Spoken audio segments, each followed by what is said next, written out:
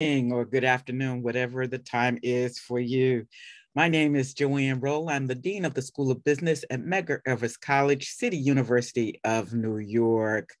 I bring you greetings from our President uh, Patricia Ramsey. She's the sixth president of Medgar Evers College and the first woman president.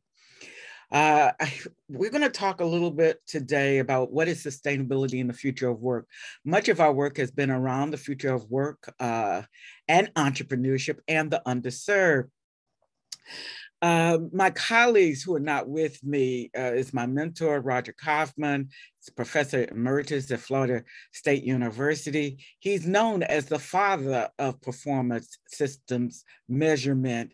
He's also was a professor at the Sonora Institute of Technology. And I said was because last year he departed. But before that, he had over 300 academic research papers, much of were on topics similar to what we're talking about today. He believed in equality and equity, and much of his work shows that. Mariano Bernandez is the executive director of the Performance Improvement Center Institute, named after Roger Kaufman.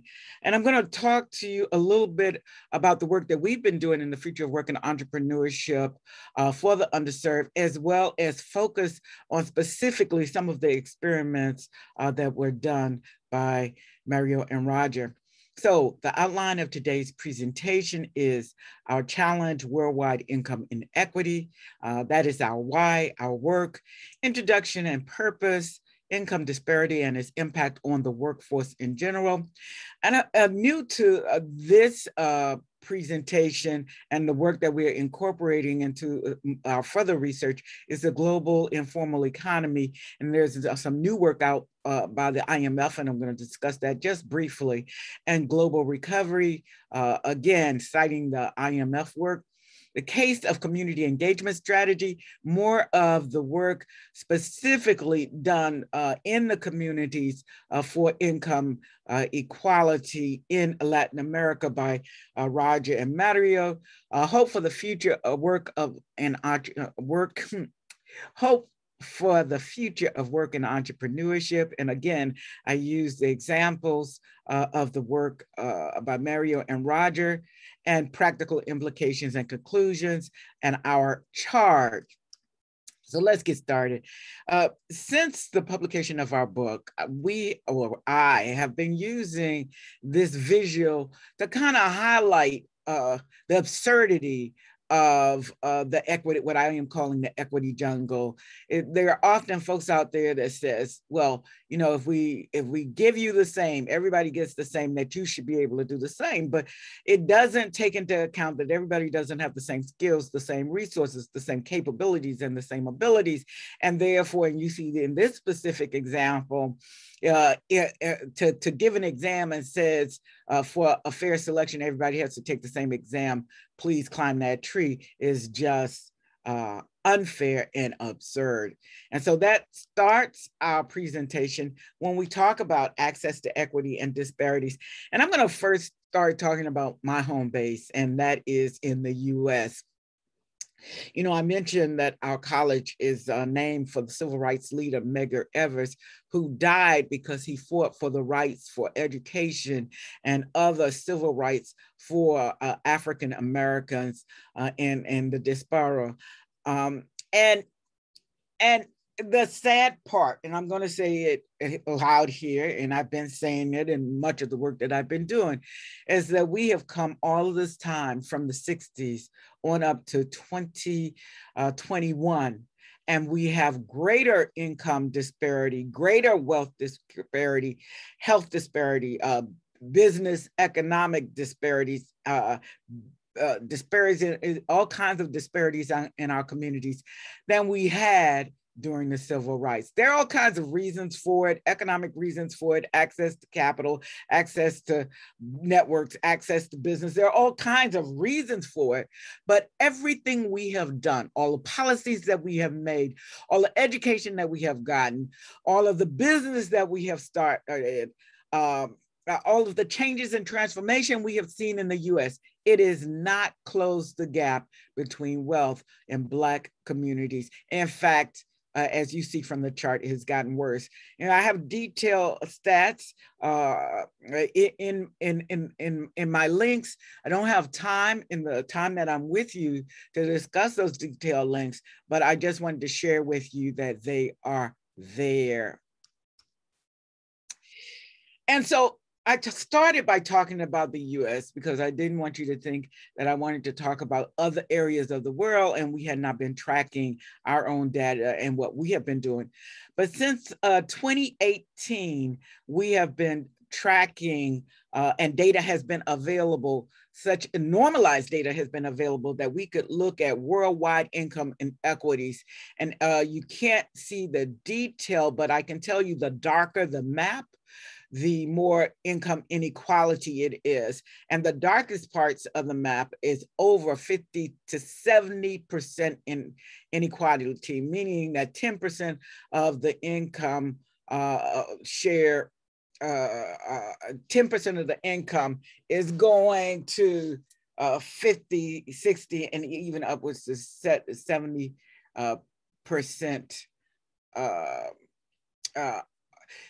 Let's see, 10% of the population is taking up to 70% of the income. Yes, now I got it. And this is how I kick off much of the work that we talk about, the future of work and entrepreneurship for the underserved. It is indeed a struggle for humanity. It is not a new struggle. It is a global and a worldwide struggle. And you might say in some of the developed countries it's better, but in the US and Russia, those numbers are hovering around 50%, and they are getting worse. And I'll tell you some of how and why it's getting worse as we talk about the informal economy and the pandemic. So let's talk about what we know about the informal economy. And I'm just going to read a citation right out of a recent IMF report. Some of the data is not yet ready, but what they tell us is this sense of urgency has only been reinforced by the coronavirus disease 2019, the COVID-19 pandemic. The pandemic has crushed informal activities, particularly in developing countries where large segments of the population are not covered by existing social protection schemes. The global informal workforce priorities for inclusive growth. And that's the, actually that was cited in a recent presentation by the IMF.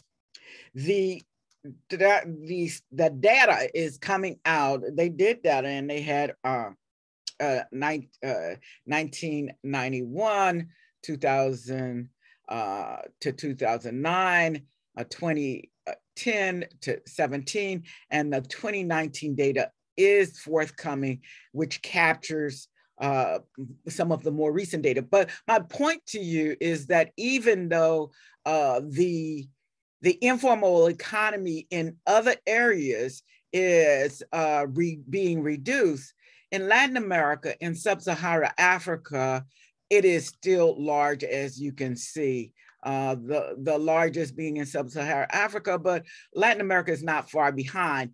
And the example I'm going to bring to you today is of Latin America. So just want you to know that even though we can measure that the income and wealth gap is getting wider, in the informal economy, which we don't always have accurate measures, it is causing it to even be wider. So our work, and this is a direct quote from Deloitte, the leader of the future of work at Deloitte, who has done much of the groundbreaking work in this area. And it says, as leaders, we need to allow ourselves to experiment, to try things out, and make adjustments. Leaders navigating the future of work will find themselves experiencing the uncomfortable stages of the creative process. They may also be surprised by what they discover is possible. And as we did our work in our book, The Future of Work and Entrepreneurship for the Underserved, we had many surprises of some of the approaches that was being taken in different countries. What we're going to talk to you about for the remainder is the lead chapter in our book, and it talks to the changes and experimentation that were done in Latin America. And this came maybe decades ago, not just since we've had the pandemic, not just in the last 5 or 6 years, but our researchers, Roger and teams of researchers have been working for at least 2 decades and maybe more. Okay, so this is the model that they used. And when they first went into these communities, and I must say here that these were drug economies, meaning that the force behind the economic survival in these communities was the drug income, the national and international drug income in Argentina, Mexico, and some of these other places. In fact, my colleague Roger actually took me to Mexico with him when he was, doing some work, and we were preparing some research. And so let me tell you why I think this is so fundamentally important in the work that we do. A lot of times the researchers are armchair researchers. And what do I mean by that? They talk about the community, and sometimes they don't even live in the community. And very rarely do they actually go into the homes of the people of the community. But what I admire so much about my colleagues is that both Roger and Mario went into the homes of some of these drug lords, and they didn't just talk to the men. They talked to the women, and it was the women who were the driving force to say, we don't need as much money from the drug economy that we're getting. We want our families whole. We want our men, our fathers, our brothers, our uncles to live longer. And to be with us, to help raise these children that they are creating. And so they came up with a shared vision. Some things that the researchers thought might work didn't work because of the vision of all of the folks bottom up. And so they call this model that they developed city doctors framework. Why? Because many of these cities are very sick. They're not functioning well. They're not providing services for the micro economies that are working in them. The health issues are challenges. It's challenging for the young folks to be educated and trained because they're trained to take over the businesses in the drug economy, and it's a different kind of business. And I'm not judging, I'm just sharing with you some of what was happening, not just here, but in other drug economies in the US. We have the same challenges and problems in some of the ghettos, but the dysfunctional communities, not getting adequate health care, not getting adequate police protection. And so what they came up with was a shared vision in the community and a commitment from both the public and the private sector. They developed consortiums, and they had coordination. So a lot of times we, in policy, we say, well, okay, we're going to give income, we're going to give money to the community, but there's no way for the community to figure out how to coordinate what is needed and the skills and how to develop the actual community. So they developed business cases. And so they decided they wanted tourism in the community. The community needed to be safe with security. It needed ways to develop new housing to replace the dilapidated and the housing that wasn't working, and the relocation for the housing, workforce development, and education and training in the context of just-in-time education and training for the community for the services it needed, not just for education as educators typically see education. And I'll tell you more about that when I tell you some of the innovations that they developed to meet the needs of the education that they needed in those communities, and health, and improving the quality of life. And also, as we improve the quality of life, as the desires of the women, they improve the quantity and the long-term life.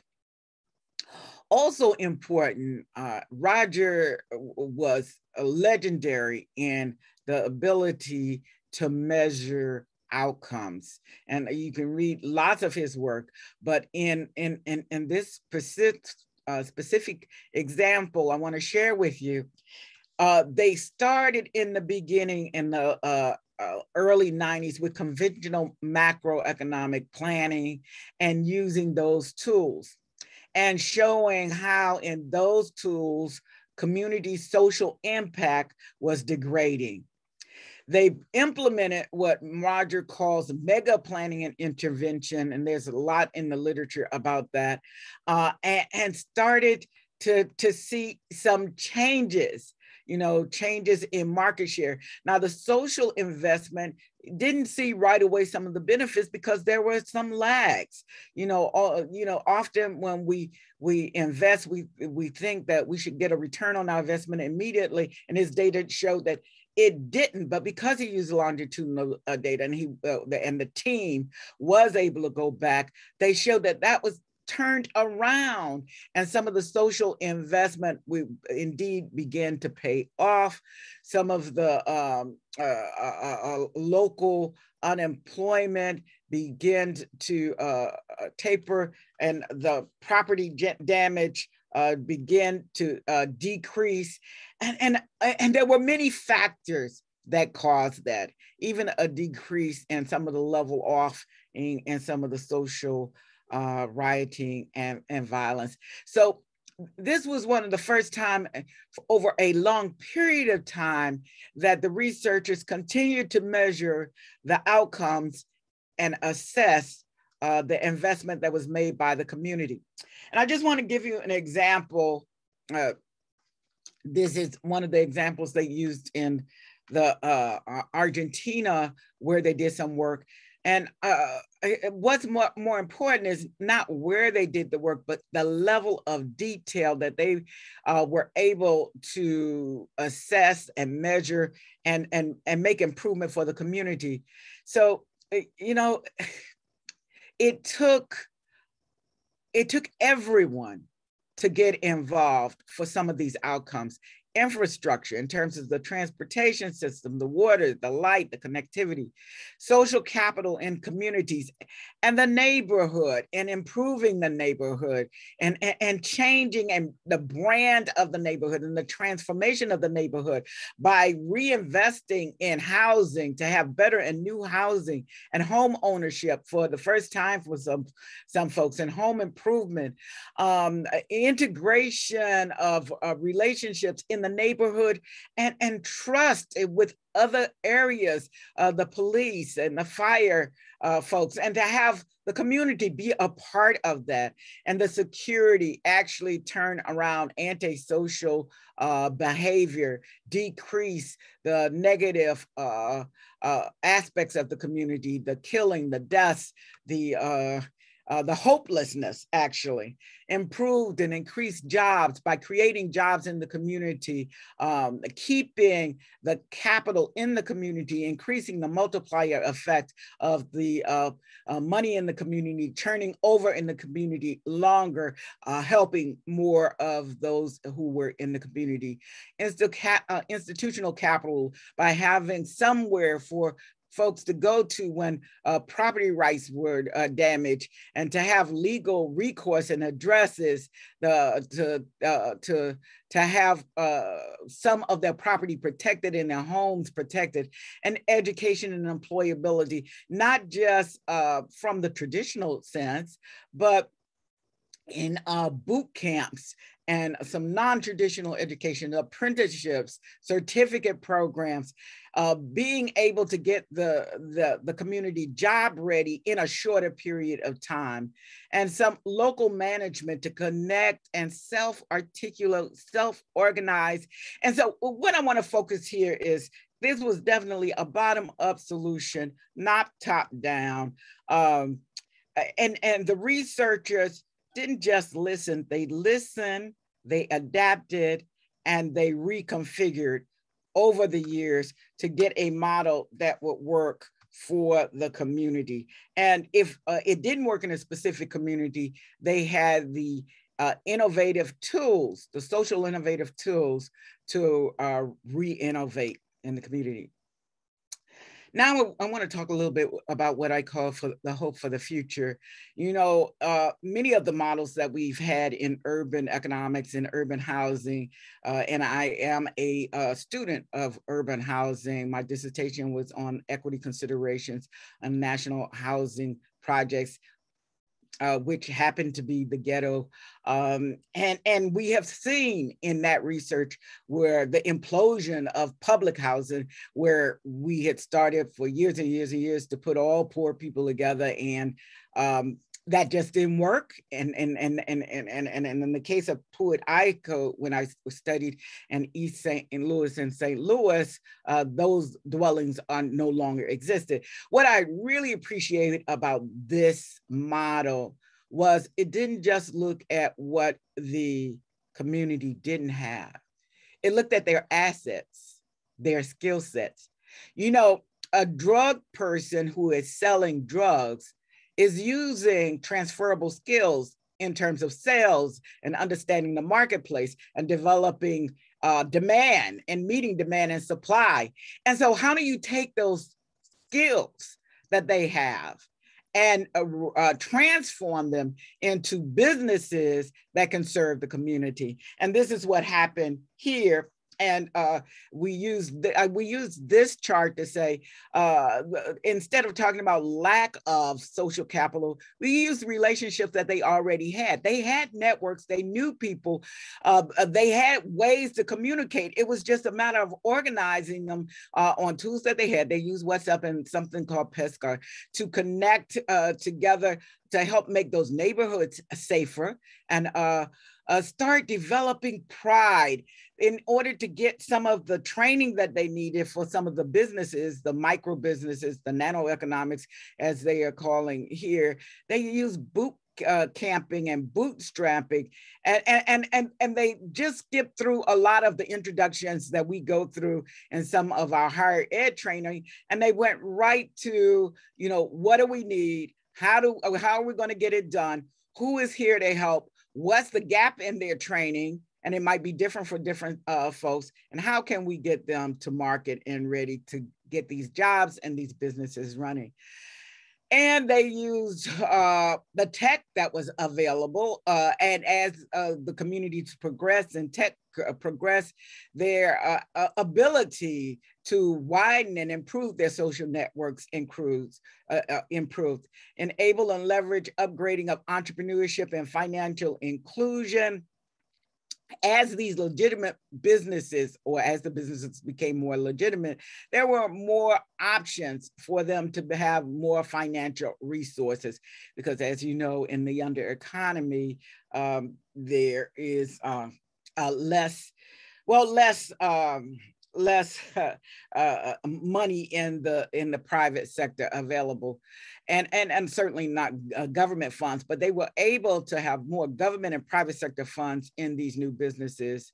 Accelerating and expanding scale and scope, they developed their own franchise models, different businesses to serve different needs and unique needs in these communities, entry jobs to build employable skills, and then they ramped that up as the workforce developed more skills and better skills, and were able to mentor other folks into the jobs and attract the new workforce and make sense of further training and education. And the last point was the change and the transformation of the neighborhood. The brand of the neighborhood changed. In some of the work that we did, we looked at, and I'm dating myself, in some of the original work that when I was looking at 15 or 20 urban areas, the neighborhoods, you can go on one street and 2 or 3 streets over. It was a neighborhood where you wouldn't want to senior child. And so what they did was they created neighborhood pride by making those neighborhoods more safe, having more economic activity in those neighborhoods, and actually changing the brands of the neighborhood. So now I am going to wrap up in my conclusions and practical implications. We propose that unity in community and capacity building is vital to create a shared prosperity. I mentioned, and I started off with the income and wealth gap. The top 1 to 10% worldwide own about 50% and more of the wealth, especially as we're going through the pandemic. We don't believe that that's sustainable. We believe that some of the social unrest that you saw last year will continue globally as long as many in the formal and informal economy don't see sustainability and quality of life for themselves. So the informal economy is disproportionately impacted by the pandemic. And so that data that I showed you before is going to get worse unless we do some kind of intervention and innovation.